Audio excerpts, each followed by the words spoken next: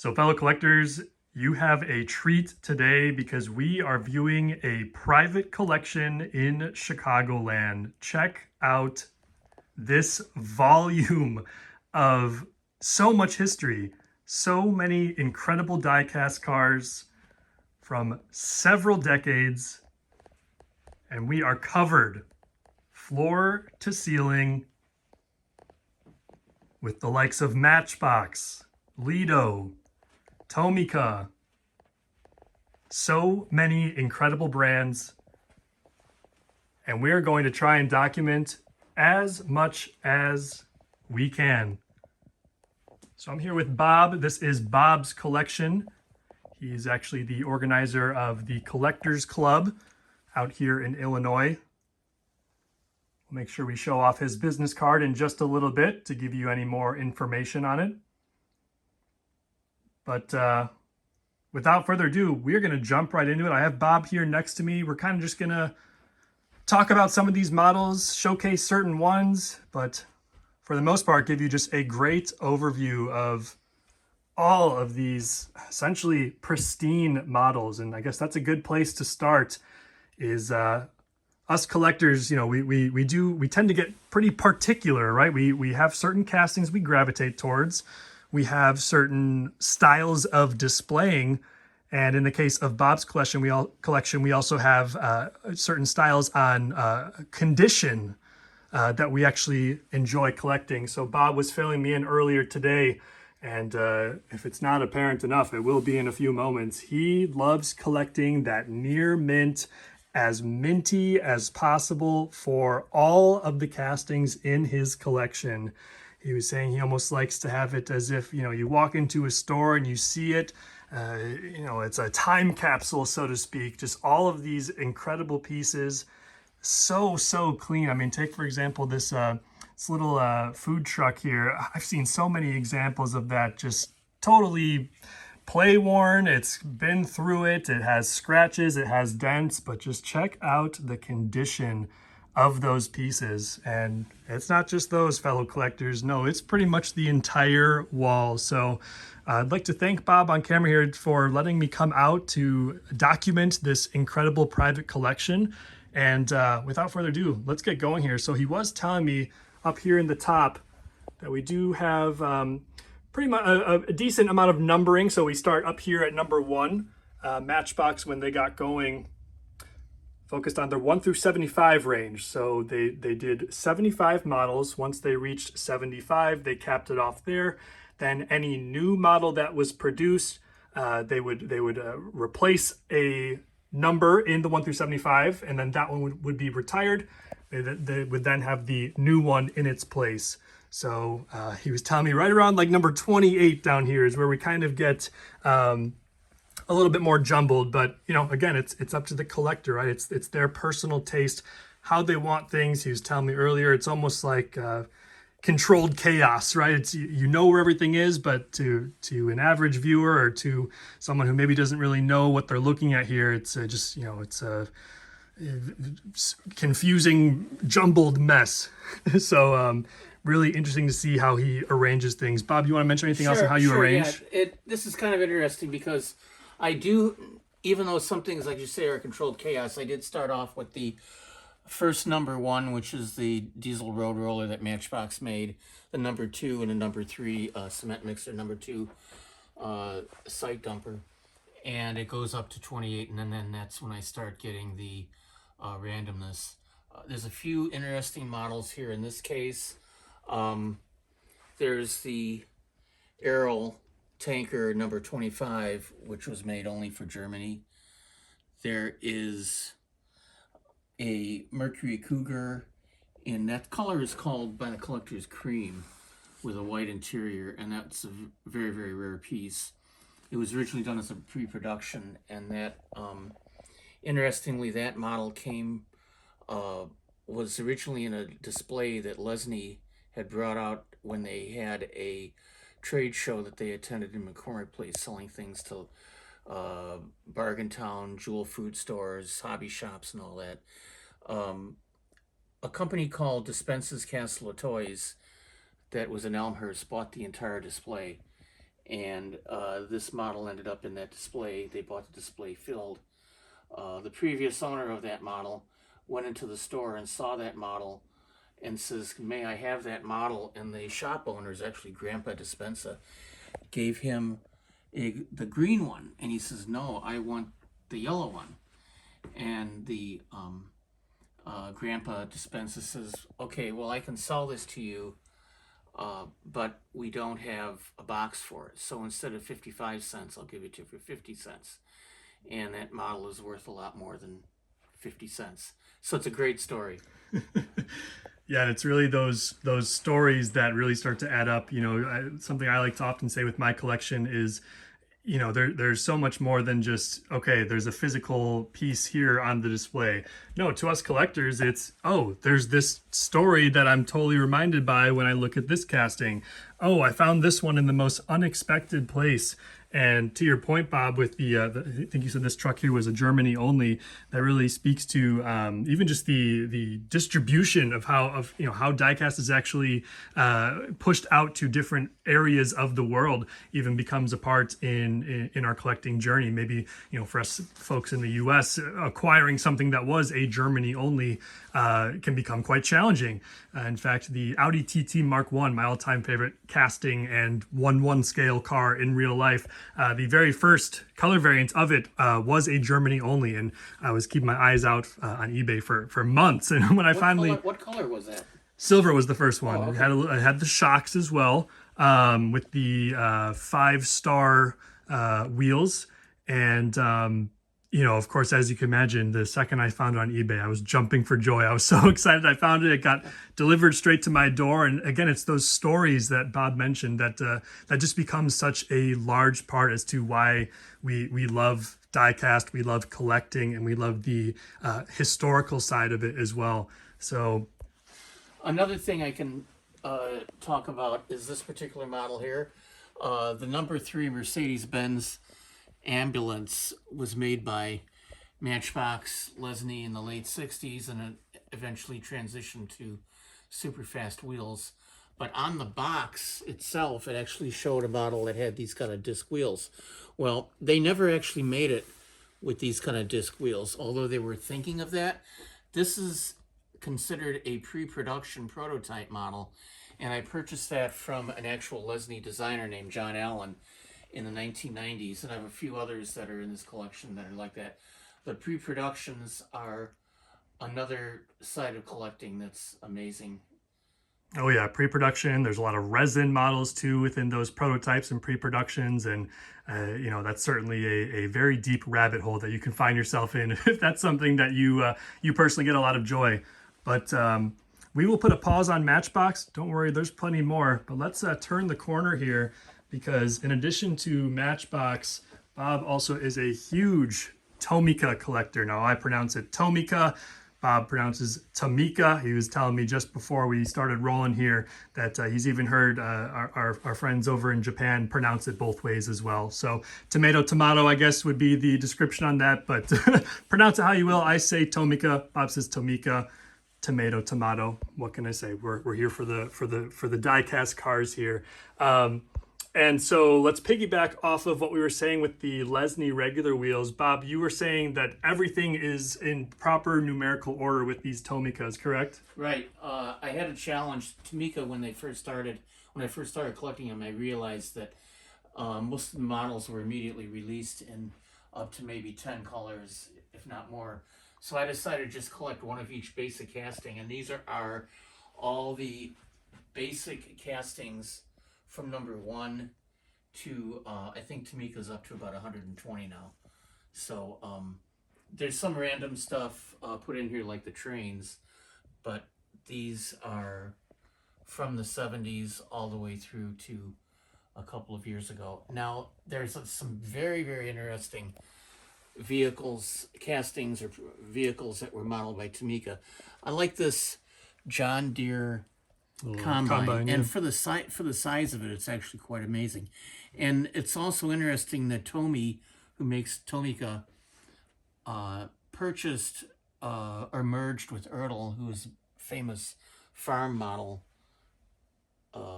manufacturer as well as kit manufacturer. But this is the only John Deere item that they actually made in the Tomica range. This is another interesting vehicle. It's an airport shuttle bus, and it actually raises and lowers, and it goes up to an aircraft. The people walk into the top, and then it lowers, and then carries them off to where they're going to go. I believe that's also how they do their catering to actually bring the food up. You Right. sometimes see, I think Matchbox even made a couple of the Sky Chefs, I think it's called. Right. And that's something too that you can totally get sucked into is these vehicles that have a lot of moving parts. There's that extra playability to it, which is something that, obviously Matchbox was big on when they got going. In addition to the collectability of them all, both kids and adults alike were able to collect these models. And if you're someone who really gets into the engineering of these castings, these specific moving parts, you may find you're totally enamored by just being impressed by the engineering of how they make all these castings. So, and fellow collectors, you are spoiled seeing these displays, by the way. Just so much history, so much volume. As you know, I go out to a lot of the Diecast toy shows where you can get a pretty decent, look and feel of the different series, but so much in numerical order, in pretty dang pristine condition. I mean, this is what it is all about. So we'll keep moving on here. Next up, we have, these are the Lledos, correct, Bob? Yes. So Lledo is Odell spelled backwards. Odell is one of the geniuses behind early Matchbox history. In fact, he pretty much created all the machinery as well as the actual toolings of some of those early Leslie models. So in the, I want to say 80s was when he started, or Early 80s, early yes. 80s. So in early 80s, he actually kind of broke off and did a little bit more of his own thing. He started his own line called Lledo, 2 L's, and it's just his name spelled backwards. So Bob, you probably know a lot more about these than I do, so I'm gonna let you take the reins here. And how about you point out a couple interesting pieces, or just give us a brief overview of this line? So the Lledos actually start here. Like Tomica, when I started collecting Lledo, and a lot of people collected Lledos, all Matchbox collectors started collecting Lledos in the 80s because of the Jack Odell collection. They felt it was almost a separate series of Matchbox. But then we realized that in order to maximize use of the castings, they started creating the castings in 10, 20, 30, 50, 100 different colors. So I personally stopped trying to buy every one, and I only concentrated on one of each casting. And as you continue, you can see where it is only one of each casting, but it got us into an adventure of really doing a lot of different things in order to build these up. These models here are 4 trucks that were only sold in France, so they're actually French prototypes. Look kind of like dinky toys from the 50s and 60s that were popular. Lledo actually had Chevron in the United States subsidized development of some toolings which were made specifically for the Chevron company, and that included this, it included that, and included that. Kellogg's in the United Kingdom subsidized some toolings, including these land speed record cars, which are only sold through a Kellogg's promotion, and also these racing cars. Here is a German bus for a company called Dr. Edgar. This is actually a traveling pharmacy. And then here is a van, and there is a bus which they used for other promotions. Lledo continued and was when they started having financial problems, they were purchased by Corgi, excuse me, and it continued. And their 1/43rd scale vehicles, which are called Vanguards, are still in production today, and they release about 3 new castings every year. And it's interesting, they're now doing more current vehicles, like they have a current Mustang and a current Ford Transit van in their range that just came out last year. That is too cool. Yeah, and again, it's there's these little pockets of this hobby that maybe this is your first time you're exposed to Lledo castings. I mean, in terms of volume, this by a landslide is the most I've ever seen in person here. So again, just it's interesting to see how how the history of diecast evolves and how each brand is going to have a little bit of a different positioning. Take, for example, your Hot Wheels versus Matchbox. Hot Wheels was born out of the West Coast custom car culture scene in the late 60s. It is hot rod, it is California custom, it is fantasy castings, original designs. They scream playability with those low friction wheels that you can roll down those orange tracks, versus something like Matchbox. Generally, they leaned a little bit more towards realism. So just how those brands kind of position themselves within the diecast market, it kind of lets the consumer decide, hey, if you're all about realism, by all means, pick up a few Lledos. Pick up hundreds, as we can see here. If you're someone who just absolutely loves that wild, fun, crazy vibe that the Hot Wheels branding is known for, then start leaning more towards that brand. And speaking of different brands and different sort of segments of diecast, Bob, let's maybe talk a little bit about your really impressive Skybuster collection down here. You were saying there are a couple factors as to why you really enjoy this line. Right. So I enjoy Matchbox Skybusters. They were originally done as another alternative to just the basic cars that Matchbox was making in the 1970s on the super fast range. They first had these kind of wheels, which were actually meant to go fast, but they didn't really. In fact, they were originally going to be marketed as something called super fast planes. So the first ones have SP numbers on the bottom rather than SB.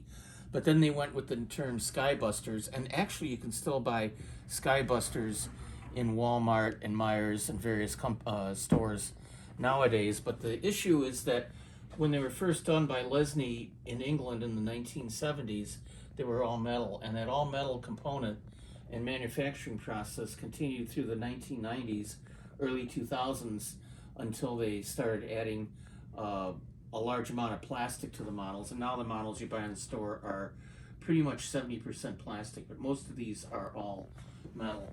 And an interesting thing is when Lesney went into receivership and was bought out by Chinese Universal Company in the 92? 90, actually it was or 82, 82 to 92, yeah. Right? The actual company that was making Matchbox was actually called SUTC, Shanghai Universal Toy Company. And I actually have some Skybusters here that are just like the Matchbox ones, but they're made in China and sold as SUTC product, which is kind of like a whole parallel universe for Matchbox collectors. That Matchbox product was also marketed and branded as SUTC. And I believe I have a package down there. If you see that, the SUTC logo is just like the Matchbox. Look at logo, that. but it says SUTC, and it's the same thing as what Matchbox has, and it was actually made in the same factory. How cool is that? It's those little nuggets of history that you start finding. And I often tell people, the more I learn in this hobby, the more I understand how much I don't know, because there's just so many different facets and niches and sub niches of even just within one specific brand like Matchbox, as we saw with the Skybusters that were primarily more metal versus now we're seeing a lot more plastic. And like I said before, it really just comes down to that preference. Bob was mentioning he really loves that metal feel, that metal on metal quality that you find on some of those older castings, some new but less and less nowadays, obviously, versus diecast collecting is such a tactile experience, and I actually really love kind of that juxtaposition between something like a metal on metal versus currently in my pocket right now is a McDonald's toy from 1995 that's plastic on plastic, and just kind of feeling that juxtaposition between it almost feels like a feather is floating away, the plastic on plastic heft and weight versus, I wouldn't even call it heft, versus something like your metal on metal. And I guess that is a really good segue to this display case, Bob. We have a much larger scale here. Could you talk about these ones and these display cases? All right, so in the late 1950s, mid to late 1950s, Matchbox wanted to make larger vehicles to go along with their smaller vehicles, and they were called major packs, and some of those were in the other cabinet. Then they grew to give more value for money, and they came up with a series called King Size. And these, which you're filming right now, are the earlier King Size. Then in the nearly 1970s, like the super fast transition to compete with Hot Wheels, they produced the King Size models to have low friction Hot Wheel type wheels or super fast type wheels, and those are called Super Kings. So for instance, the pipe truck here that you can see, that is the original wheel that was sold that does not move very quick as opposed to a Hot Wheel. Then they put these, what they're called Super King wheels on these for the Super King range. And this is probably one of the rarest ones in pink. I bought that off of eBay. And you just don't see too many. That's actually the last one that I saw in quite a while. I haven't seen another one for sale. I didn't see any for sale before that, so I was very lucky to come by that. But there's some other interesting things too. Here's a combine. It's the real vehicle was manufactured by a company called Claas, I think, CLAAS. It's and this is, if you look at the variations, this rotor and front blade is in light red. Then later on, it was in darker red. Then they changed it to red, which was not actually the correct colors, but you can see that there's a green label on the side, as opposed, which was actually from the green one, so it was left over. Then this one has the correct label, which is red in the back.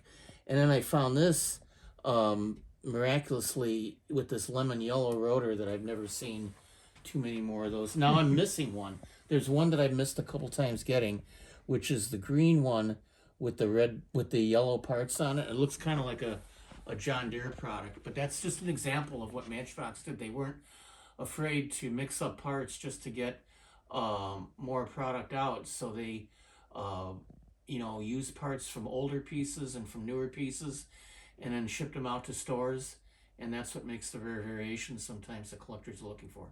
That's crazy. Yeah, I mean, it's again just playing to something as simple as how the actual product is manufactured. In some cases, it makes us collectors go even crazier trying to track down these harder to find variations. There's a lot of the Hot Wheels guys are really into that as well.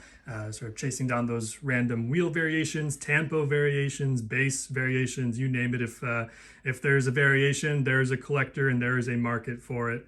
So just another kind of interesting facet. So let's go up here. Looks like we have some more Lesney up here.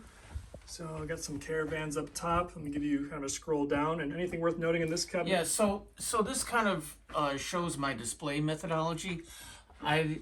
Matchbox produced, for instance, this casting of the refrigerator truck in the 1960s, and then it became super fast in the 1970s. So I have everything together. From the regular wheel to the super fast. Some collectors like to split their displays up so they have super fast in one area of the room and regular wheel in another. I like to actually have to see the actual entire progression of the casting and how it's used over so many years. This is up here is probably one of the best examples of it. Is that what they call a pony trailer? It first came out with a tan base, and it was then part of the 2-pack range in the 1970s up until the blue one. And that now has been retooled to be all plastic, and I don't have any of those. So again, kind of that preference, it's huge. And I guess this would be a really good time for any of you newer collectors who are maybe watching this video for the first time.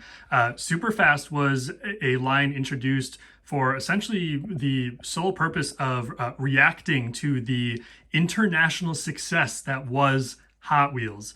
Leslie Matchbox came out 15 years, I believe, over a decade earlier than Hot Wheels, and they had their regular wheels. A little bit, they still rolled, but they were just a little bit slower. They weren't the low friction that Hot Wheels had engineered with their Sweet 16, which of course debuted in 1968. So those Sweet 16 models were an international success. So much so that some of these leading British brands, such as Matchbox, Dinky, and Corgi, all of them needed to do a 180. They changed their entire process. They switched from the regular wheels to the super fast wheels, and it was all in response to the international success that was Hot Wheels. So when Bob was kind of talking through the progression, he has both the regular wheels and then the castings that are referred to as the transitionals, where it was an old tooling, but they threw on the new super fast wheels. We have a Maltese Cross, I believe is the name of that wheel up there. So it's just crazy, that part of history where this shiny brand new American company rolls out Hot Wheels with the orange track and the play sets, and rather than just rolling a couple inches on your desk, now we're talking it's rolling down the entire hallway. And so all these brands needed to pivot. Matchbox came out with Superfast, Dinky came out with Speed Wheels, I believe, and then Corgi came out with Whiz Wheels. So Corgi also had they actually even faster wheel. It was called the range was called Corgi Rockets. And Corgi Rockets. I'm not sure exactly how fast those went, but I don't think they lasted very long, and they're now most of them are kind of rare. And so this case is a great example of just capturing that realism. As you can see, something that Matchbox it really focuses on is going to be just the vehicles that you see in real life. And, as you're driving, down the street or driving across town, what do you see? Well, you see all these different semi-trucks rocking those different liveries, the branding, the company logos. And that is something that Matchbox really captures so nicely. It's something I've been getting really big on in recent years, just really chasing down those just interesting semi-trucks, maybe a double-decker bus like we see up here, just with those different logos. And what's really interesting too, you can kind of get into the history of graphic design. You can see kind of some of these older fonts that they were using for the signage, for the logos, and you can compare that to something a little bit more modern where, there's a little bit of a refresh. It feels more modern logos, kind of more futuristic fonts maybe. So that is just a really fun component, not only within Diecast history, but also just as you survey these different decades within automotive design. Bob, anything worth noting in this cabinet? A few things. There's some pre-productions, like this model was never manufactured in green and blue, green and red. That was a pre-production idea that was made. This particular model was made for our club. I'm president of the Illinois Matchbox Collectors Club, and we actually got a hold of white blank models that were in stock at the Color Comp Company, which is known for making a lot of promotional stuff for Matchbox, and it actually even doing prototypes for Mattel themselves and Franklin Mint and other companies. And we had a label put on that says Baron of Beef, and on the other side it says Mecca Limited, and it actually is a homage to a rare Matchbox bus that was made in the 60s that also has Baron of Beef labels on it. So that was something that our club did. It's considered a Code 2 because it was approved by Matchbox for our club to produce with the Color Comp Company. And that was at the time available when you were a club member. And the price when you find them now on eBay is skyrocketed. And it's all about supply and demand too, right? I mean, there can be a limited edition piece, but if there's not a whole lot of demand for it, well, sure, it's limited, but it may only run a couple bucks on the secondary market versus something that may be mass produced. I guess the most modern example I can give you is just within the last few weeks, the purple 83 Silverados coming out of Dollar General. They were Dollar General exclusives. Those were still relative, I would argue mass produced, yet someone's willing to pay $25 for that single main line. So it all becomes kind of supply and demand. demand, and the prototypes, if there's a large demand for it, those can fetch a pretty penny. If you ever attend the Matchbox gathering out in Albuquerque, they always run an auction after the debut of the new releases. They do that every year, and some of those pieces, the pre-productions, the prototypes that they're auctioning off at that auction at the Matchbox gathering, they can fetch over $1,000, thousands of dollars even. So it really just comes down to supply and demand. And let me just geek out for a minute. Even as Bob is talking over here, I'm enjoying all these. I'm checking out these trucks. It's just, this really is diecast paradise if you've ever seen one. So let me just give you another pan of the room over here, and then we'll kind of get over to our last section as we're making our way through this private collection. But again, it's just it does not get better than this. So much history to be enjoying, and us collectors really get to choose how we want to build our collection. If you want floor to ceiling, hey, install these display cases, have a field day, make this your happy place, the place you are able to unwind after a long day of work, after long travels, what have you. We get to build our collection the way we want it. You are in control. You get to decide what comes home with you, what is purchased on eBay. Try to be mindful of your budget, of course. I know some of us can maybe, in fact, last month I probably spent a little bit too much than I was maybe wanting to, but, make sure, spend wisely.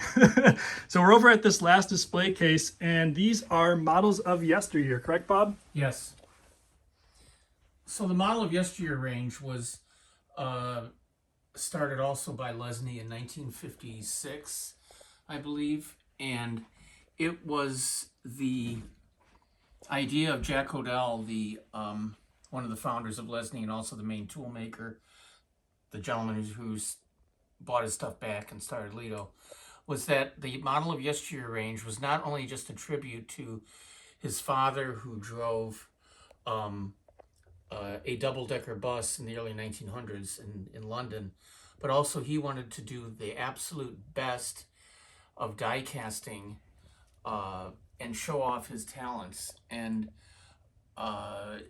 they were made more for adults to collect. Sometimes kids got them as gifts on special occasions, like birthdays, Christmas, or whatever they got a special Yesteryear. But this is probably, I consider this the Showman's engine, which is actually a model of a very, very large vehicle that was used to power carnival rides and things. That's probably the most beautiful piece that Lesney had ever done. It's all metal. The parts that are in there there's a lot of parts that are in there. There's a lot of detailed painting. A lot of it was done by silk screening or hand painting. There's a lot of stuff that was hand painted, and it's just a gorgeous piece. And actually, all of them are. They all have their own quaintness to it, their own beauty to it. And they first started to do, the range had like that traction engine. That's the green one. They had they had horse-drawn buses. Lipton's Tea, check that out. That's cool. There was a horse-drawn fire engine. And then they abandoned, there was even some locomotives down there. And then they developed the range and only did cars. But the cars were like early 1900s, middle 1900s prototypes. So here you have a Rolls-Royce Silver Ghost, you have a Spiker, you have a Mercer. Now actually, this particular Mercer, Jay Leno actually owns a Mercer that looks just like that. So it's kind of a iconic thing within the Matchbox hobby and the sports car hobby and Jay Leno fans, that this particular vehicle was modeled by Matchbox in the 60s, but Jay Leno actually owns the real vehicle right now. Matchbox continued making Yesteryear, and they then moved on to, in the 1970s, they did vehicles from the 1930s, and at the height of the collectibles era in the late 1990s, they actually started doing muscle cars. And here is an example of one of those muscle cars. which is a 1967 GTO. That also was, this is 1/43rd scale perfect, and it was actually released as a model of Yesteryear. They also tried to get as much from the castings, and they started putting brands on them too as special editions. For instance, this one has Coca-Cola imprinted on it. One of the most popular brands that you often find on vehicles is that Coca-Cola. They are geniuses of marketing, obviously. So that is really cool to see. And yeah, I mean, Bob and I got into a conversation before filming here as well, just regarding the high attention to detail that you'll often find with the models of Yesteryear. And kind of the interesting tidbit there is, I feel like the modern collector, right, the collector of the 2020s of this decade, there certainly seems to be a very large craving for that attention to detail with brands, modern brands such as Inno64, Tarmac Works, Mini GT, Kaido House.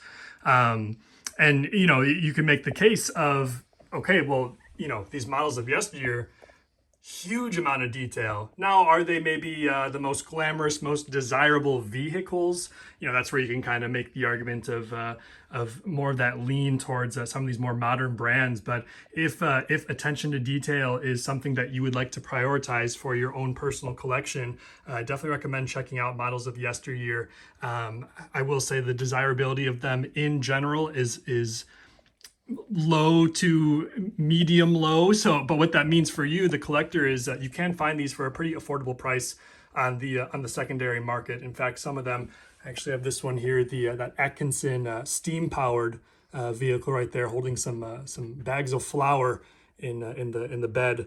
Some of these can go for as little as like $2 to $5 on the secondary market, so quite affordable, and you are getting just a ton of detail, which, like I said, there's definitely more of that craving for sort of technical excellence in how these brands are producing and manufacturing their vehicles.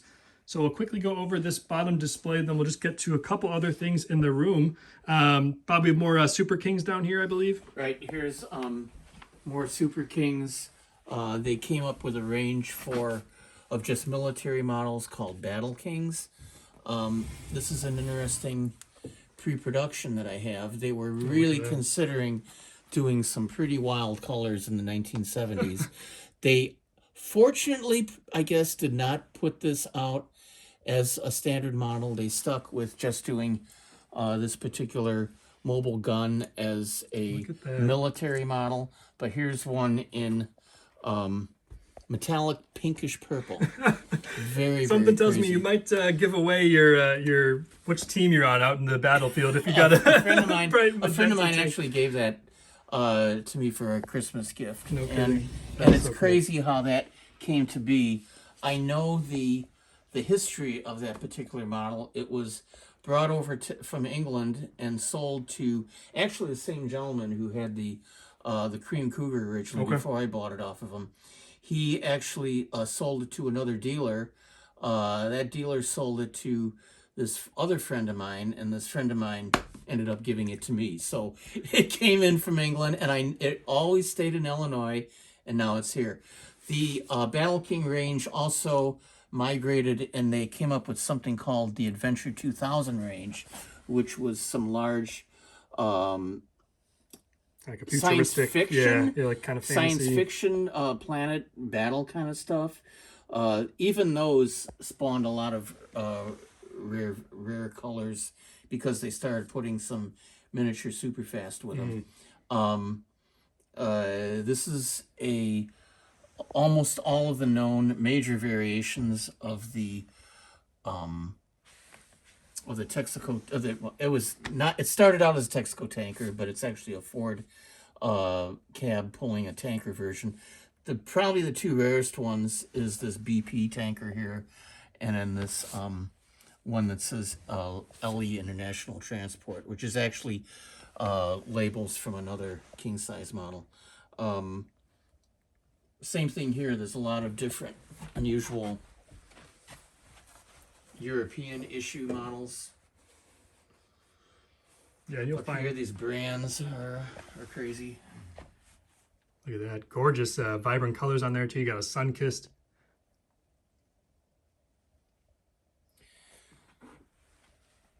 Just as Matchbox was transferring their Super Kings, or they're king size to Super Kings. One of the first models they came up with in the Super King era that was not really, you couldn't put any fast wheels on it, was this bulldozer, this Caterpillar. Everybody thinks that that's the first one that was made, but actually the first one that was made is this one in true Caterpillar orange, so that particular piece is very rare. And as you can see, there's other variations of it. Some of these are kind of difficult to find, like this lemon yellow. Wow. And this one that's a combination of parts. Goes back to what Lesney did not mind mixing parts together just to get the toys out. So there's like kind of a darker orange like that with a kind of a lemon yellow. It's actually more the orange from this one. And it just kept developing from there. That is too cool. And I feel like that really also speaks to just the power of color. You got to keep in mind, these are, you know, they're toy cars, right? I mean, of course you get that adult collector, but just the power of color, and even just within one specific casting that you get these different interesting variations and, you know, vibrancy and different colorways. It's all, you know, just so much to be soaking in. And, you know, I feel like if you're a collector, you, at least to some extent, probably love color, right? I mean, just look at these display cases, so much vibrancy, bright colors. In fact, I want to say the regular wheels era, real quick, let me show this on camera before I forget. The regular wheels era, I don't think there were any black vehicles. No, it was a very negative color, and Jack Odell helped pick out some of the original colors. Yeah. And made sure that he didn't put in anything that was too unattractive to children. Yeah, I mean, you can think of a child, they're probably going to see black would be more, you know, it's boring. It's not, it doesn't grab your attention. You don't feel like you want to pick it up off the shelf or in your toy box, wherever, you know, whether you're a kid or an adult. And so again, just the, you know, the energy that these castings get when you start to put color into the equation, again, just puts that, you know, that extra layer of desirability and enjoyment for us collectors.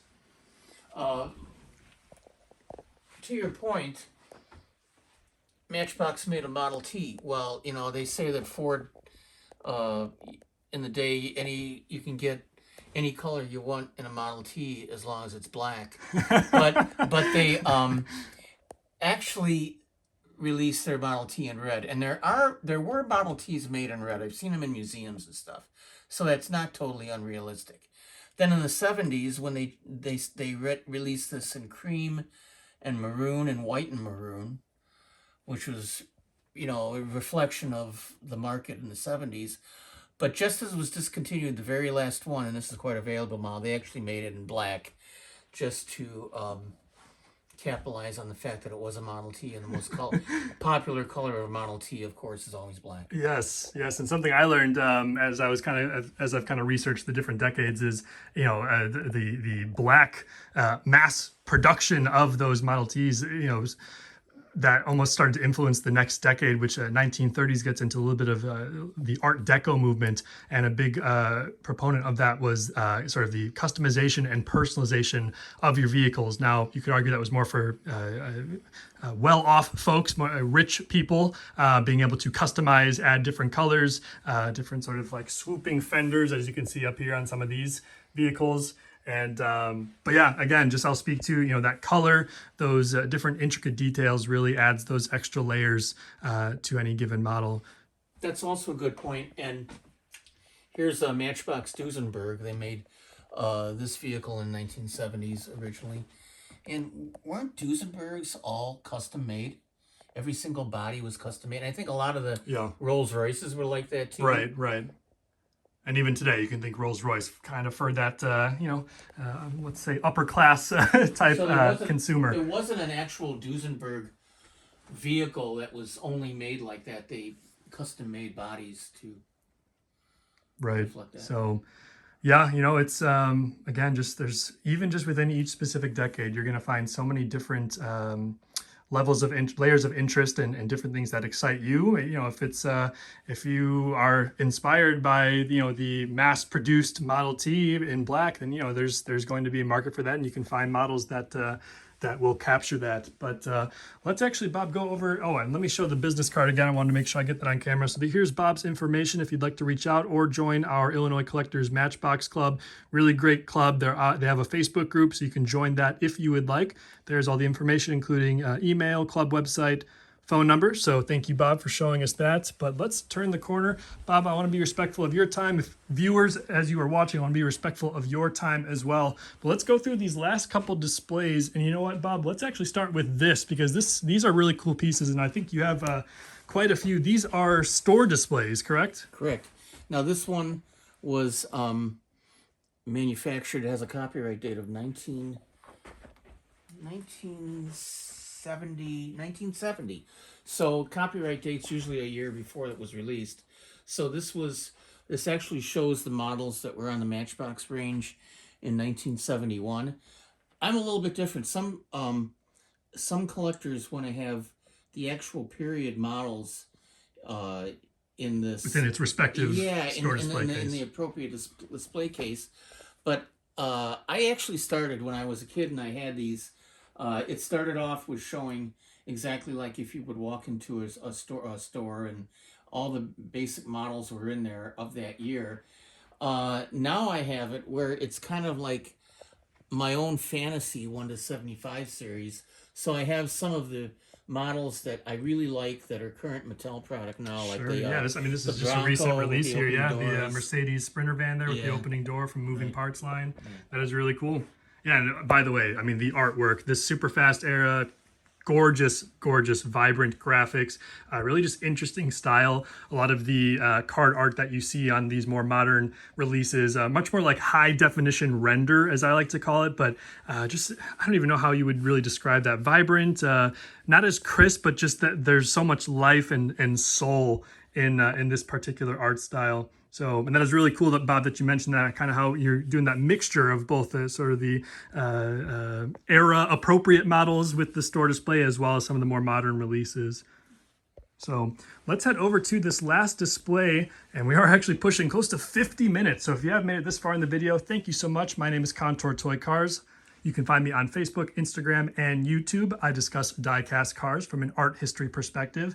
And Bob, as we get into this last display case here, anything else worth noting? Anything general about Matchbox or any other specific pieces that you'd like to call out here? Well, here's another example of using the disc wheels, which they did not actually use those kind of disc wheels on the production version of that. But here's another one of those prototypes or pre-productions that had the disc wheels. And if you look at the box does show the disc wheels, but they never made it like that. Only a few of them that were pre-productions like that snuck out. There's a lot of unusual rarities in there, and we could, I'm sure, in other times we're going to go into some more detail of these, but there's a lot of interesting stuff. And let me actually get a close-up of that, because I do think that is quite historic, that with those specific wheels that they didn't really mass produce and was instead primarily used for those prototype models there. So you can see the kind of disc style on the actual vehicle and then on the box there as well. So again, just another interesting piece of Matchbox history. But Bob, before I do a full pan of the entire room again, anything else worth noting? Or I feel like we've been talking their ear off a little bit, but I hope you've been enjoying. I hope you've been learning a lot of things as well. Again, just the amount of volume in this room, you really can't beat it. Bob is very fortunate to have built up just such an impressive collection, and wherever you're at in your collecting journey, purchase those pieces that make you happy. That is what this is all about. If you are maybe someone who enjoys, looking into values and trying to buy, sell, sure, go for it. But, a lot of us collectors just really love that pure enjoyment, the tactile experience of all these models. And so, as you can see within this room, if you're wanting to build something up like this, maybe check with the wife first, but then from there, build up what makes you happy. So we're going to do... It's probably good for me to mention that Yes. A lot of these cases were hand built. A close friend of mine made a lot of the larger wooden cases.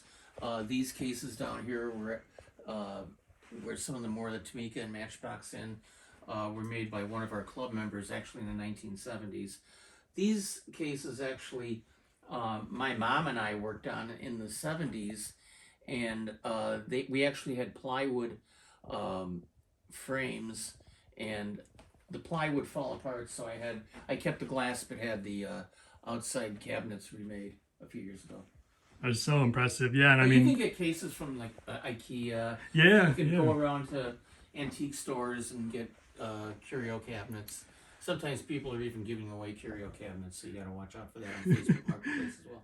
And that's definitely something when you kind of first get going in collecting, you sort of you start to comprehend the scope of everything. Once you get a little bit deeper into the hobby, you will find that sort of how you display it will become a large part of your collecting journey, with constantly reorganizing, constantly figuring out new display cases, making the best use of your space if you maybe have a little bit of a smaller storage solution or room to be displaying all your pieces. But we are pushing 50 minutes now. So again, if you've made it this far, thank you so much. Really appreciate it. Bob, thank you for inviting us into your home and letting us check out this beautiful, beautiful collection. So much incredible Diecast, Matchbox, Tomica, Lledo, Super Kings Matchbox. I mean, you name it, Bob has it. And we are very fortunate to be able to stop by and check out this incredible collection. So for now, signing off, and we'll see you all soon.